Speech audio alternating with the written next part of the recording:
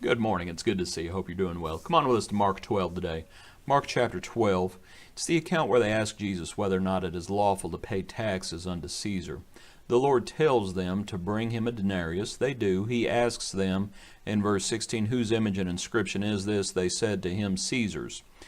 Verse 17 now, Jesus answered and said to them, Render to Caesar the things that are Caesar's, and to God the things that are God's. And they marveled at him.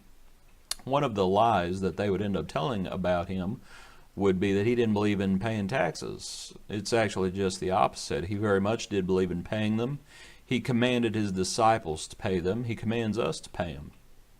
You might think about it. Well, this is the time of year where a lot of us are working on taxes and whatnot.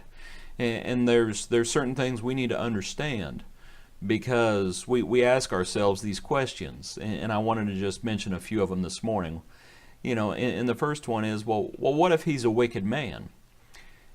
If he's a wicked man, guess what you got to do? You got to render unto Caesar the things that are Caesar's. Caesar was a wicked man, and yet the Lord still said, pay up. But we might also say, well, what if the money is going to something that I don't agree with? Well, you mean sort of like the Roman Empire? And that's the point. The Lord said, pay your taxes. The Lord said, render unto Caesar the things that are Caesar's.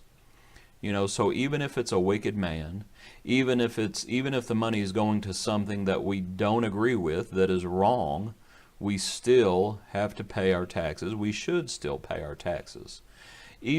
Sometimes people say, well, I can do better things with the money. I'm a better steward than the government is. That may very well be the case, but you know what you still need to do? Render unto Caesar the things that are Caesar's. I believe you. I think probably anybody in the universe is a better steward than the government is. You still got to pay your taxes, though.